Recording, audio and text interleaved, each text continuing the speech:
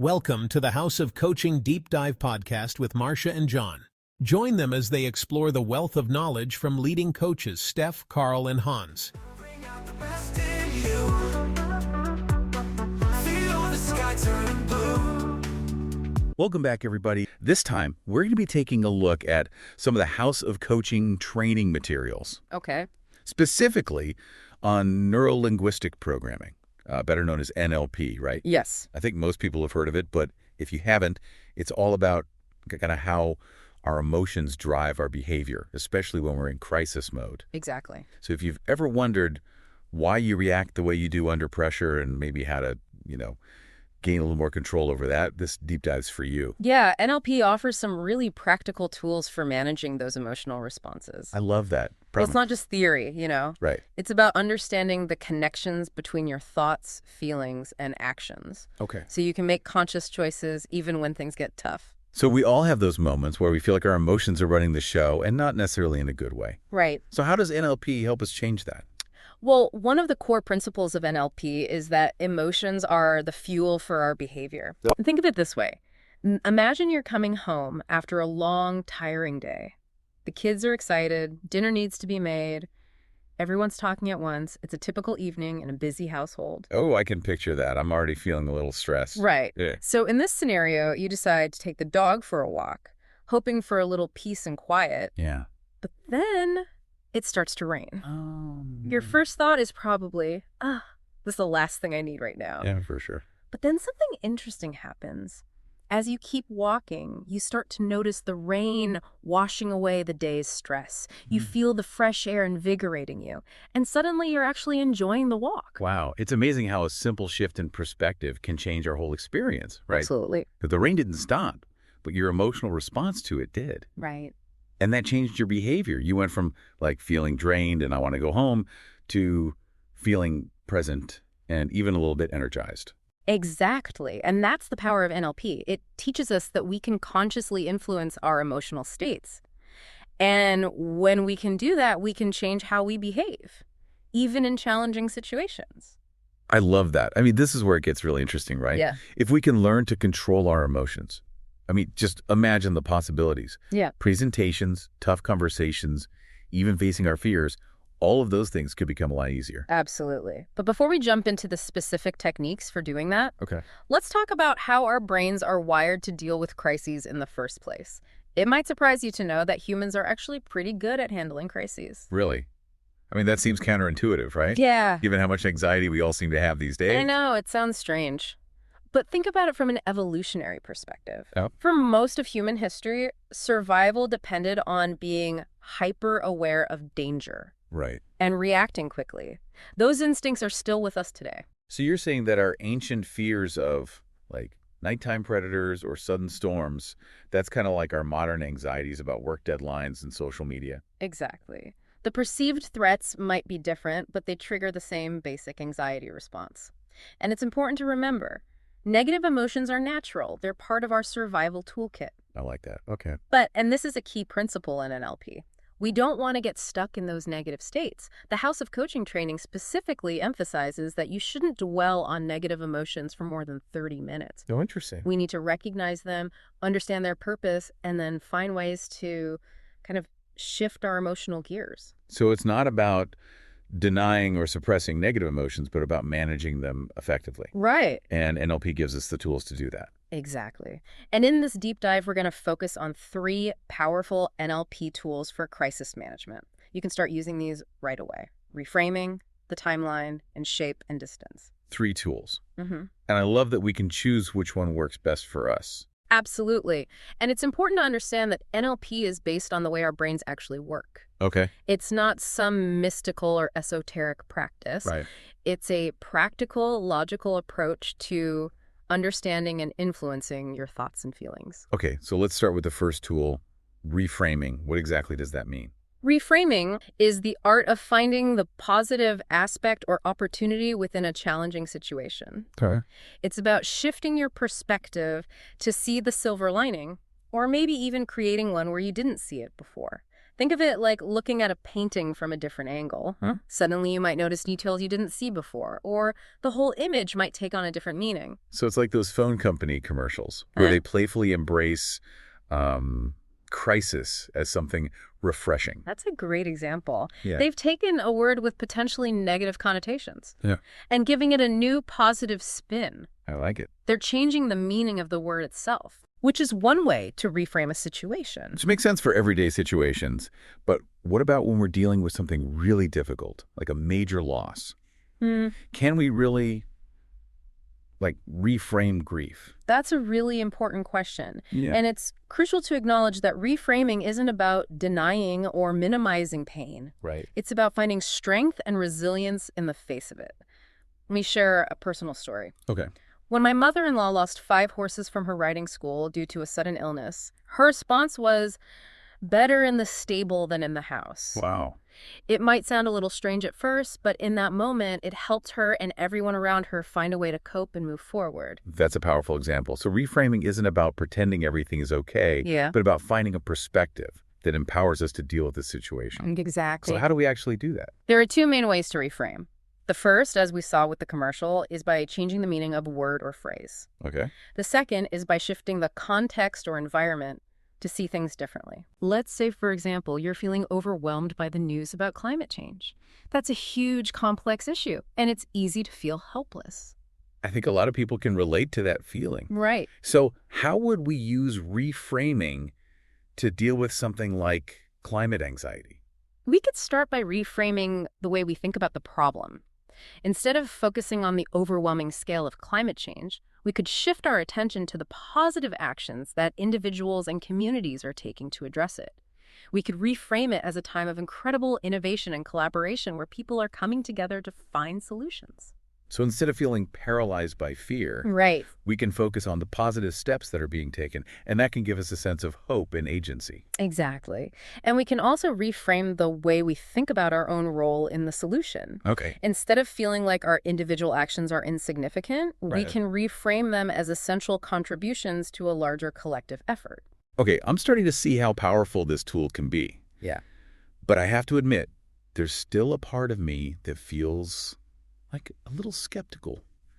Reframing almost feels like putting on rose-colored glasses Right. and ignoring the very real problems we're facing. That's a common concern. Yeah. And it's important to address it. Okay.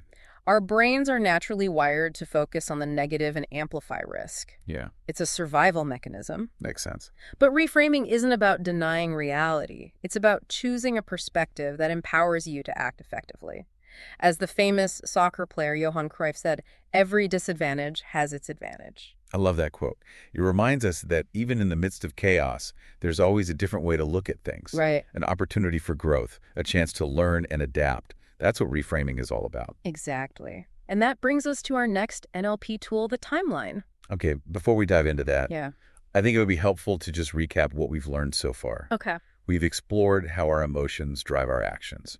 And we've started to understand the power of reframing to shift our perspective during challenging times. But we've got 2 more tools to uncover, and I'm really excited to hear more. Let's do it. Next, we'll explore the concept of the timeline and how it can help you navigate a crisis with greater resilience. Okay, so we've talked about reframing and how that can kind of help us shift our perspective in the moment. Right? But what about when our anxieties are focused on the future? That's where the timeline technique comes in. The timeline. Okay, Right. that sounds a little mysterious. Are we talking like time travel here? Not quite, though it does involve visualizing time in a way that can feel almost like stepping outside of our normal experience. Okay. In NLP, the timeline is simply a way of representing our past, present, and future visually. Okay. Imagine a line extending behind you representing all the events that have already happened in your life. Okay. And then picture that line continuing forward in front of you, representing all the possibilities that lie ahead. Okay. Yeah. The present moment is just a single point on that line. Okay, so I can see how that visual could be helpful. Mm-hmm. But how does it actually help us manage crises? Well, think about it. A lot of our fear and anxiety comes from anticipating future problems. Uh-huh. We project ourselves forward in time and imagine all the things that could go wrong. Right. The timeline technique helps us break free from that negative spiral by giving us a broader, more objective perspective on time. So instead of feeling trapped in that narrow tunnel of fear about the future, Right. we can zoom out and see the bigger picture. I like that. Exactly. And so let's go back to the example from the House of Coaching materials about the person struggling with burnout. Okay. They were so caught up in the fear that they'd never be able to write or work or even enjoy life again. Right. Their mind was fixated on a negative future. Yeah. But even in the midst of that burnout, there was still a glimmer of hope, a tiny but powerful belief that things could eventually get better. I remember feeling that way too. Like no matter how bad things seem in the present, there's always a part of me that knows it won't last forever. That's exactly it. And that's the key to using the timeline technique effectively. Okay. Even when we can't see a clear path forward, Yeah. holding on to that belief that the future can be different is incredibly powerful. So it's about choosing hope over despair, even when it's hard. Right. And to really illustrate the power of this perspective, think about the incredible example of Nelson Mandela. He endured 27 years of imprisonment, facing unimaginable hardships and injustice. Yeah. Yet he emerged not with bitterness and resentment, Wow. but with a vision for a united South Africa, free from the evils of apartheid. That's such a powerful example of resilience and hope in the face of adversity. Yeah. I mean, it's hard to even imagine going through something like that and coming out the other side with such a positive vision for the future. Yeah, Mandela's story reminds us that even in the face of extreme adversity, we have a choice in how we perceive time. He used his time in prison to cultivate inner strength, to envision a better future, and to prepare himself for the role he would play in shaping that future.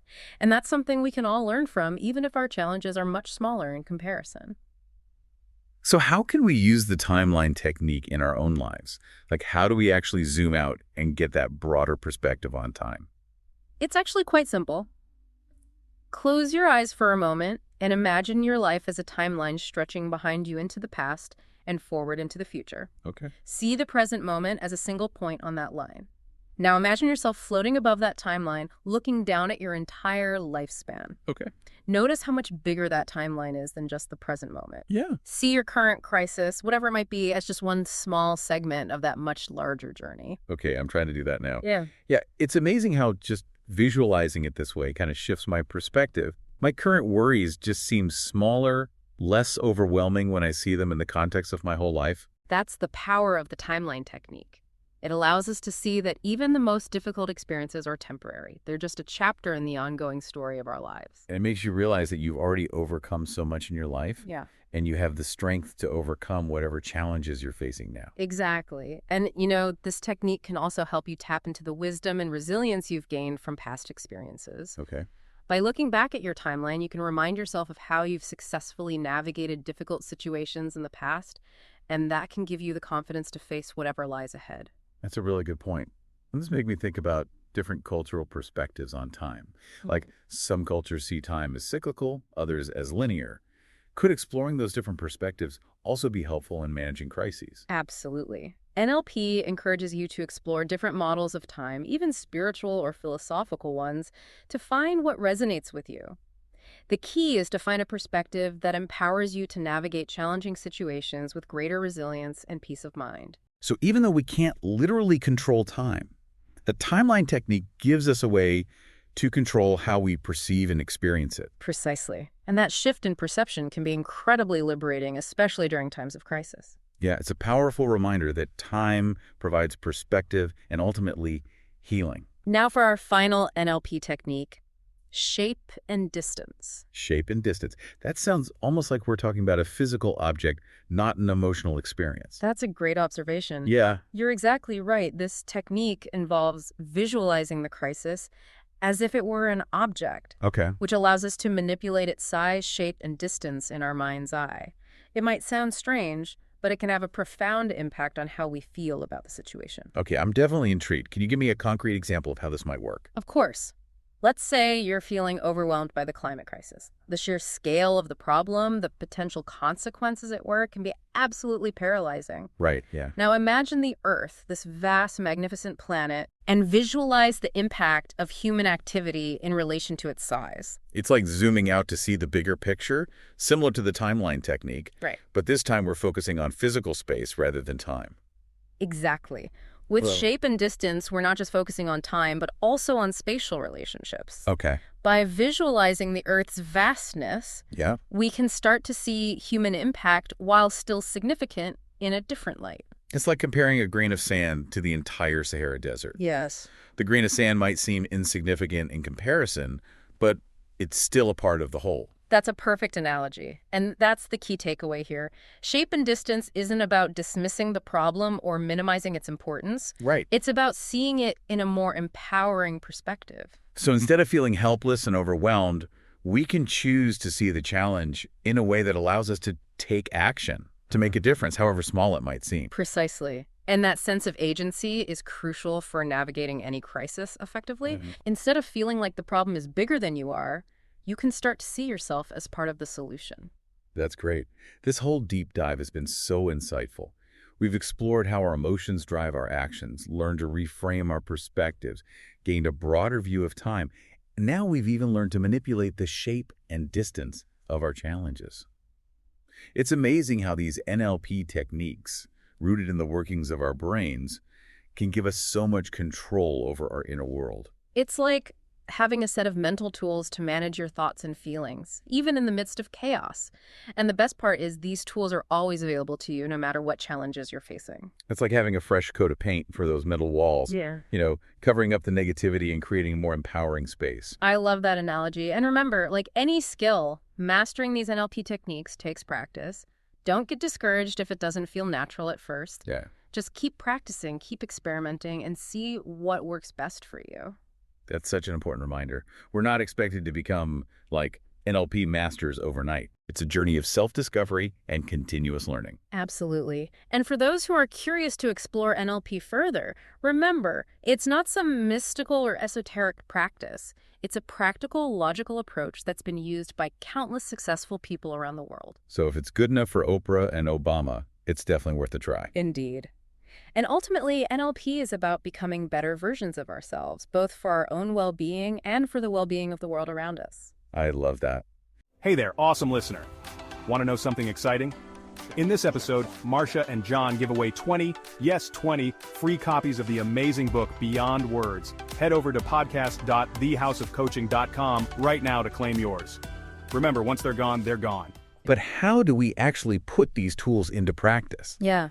It's one thing to understand the concepts, Right. but it's another thing to actually use them in real life. Yeah, that's a great point. Yeah. Like any new skill, it takes practice and repetition to integrate these techniques into our daily lives. Okay. It's like learning to play a musical instrument or a new sport. Huh? You don't expect to become a virtuoso overnight, Yeah. but the more you practice, the more natural and effortless it becomes. So where do we start? Do you have any tips for how we can make these NLP techniques a regular part of our lives? Absolutely. Okay. One of the simplest things you can do is to start paying more attention to your internal dialogue. Okay. Those thoughts that are constantly running through your mind. Right. When you notice yourself feeling stressed, anxious, or overwhelmed, Uh-huh.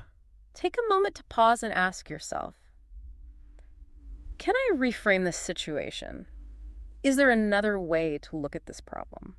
So it's about becoming more aware of our thought patterns. Right. And then consciously choosing to shift them in a more positive or empowering direction. Exactly. And sometimes that might mean simply changing the language you use to describe the situation. Yeah. Instead of saying, I'm stressed out, Right. you might say, I'm feeling a bit challenged right now, but I know I can handle it. Okay. It seems like a small change, but it can make a big difference in how you feel. It's like choosing to focus on the solution rather than the problem. Exactly. And that can give us a sense of agency and control even when things feel chaotic. Right.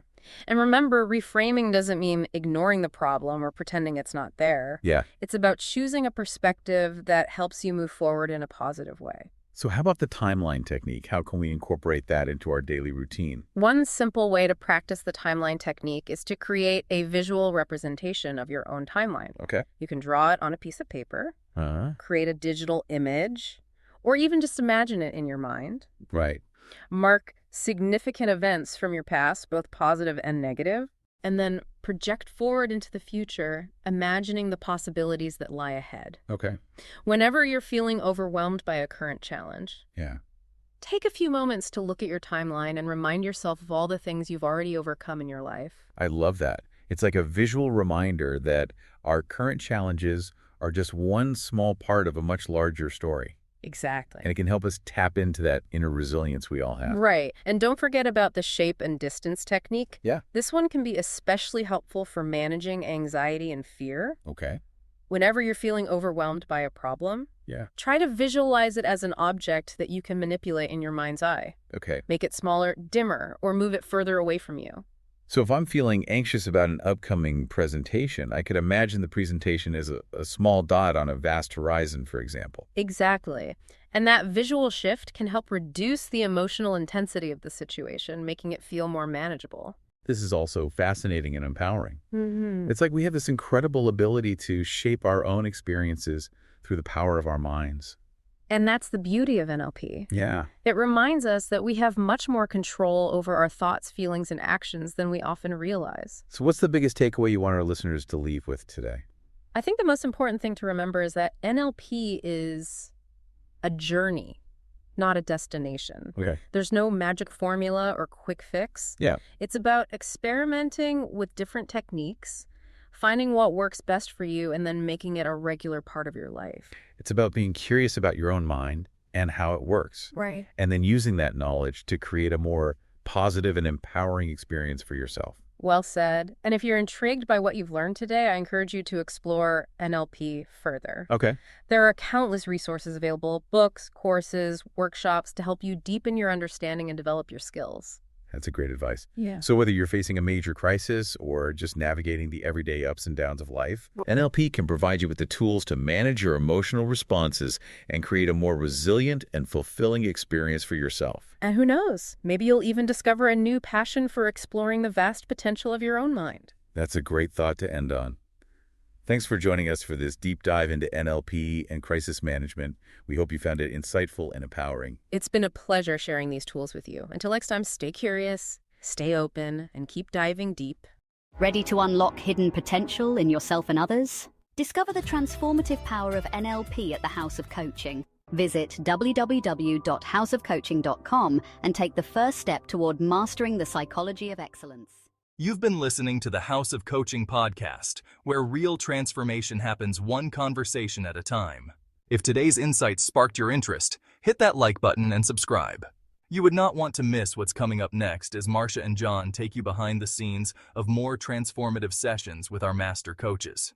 Visit thehouseofcoaching.com, connect with us on LinkedIn, and join a community of forward-thinking professionals who are reshaping the future of business. John and Marsha spark the flames, coaching tips to fit your aims. No more playing simple games. Unlock the power deep inside. Let the House of Coaching be a guide. Run the race with giant strides. No more reasons left to hide. Bring out the best in you. Feel the sky turn blue. Every challenge push on.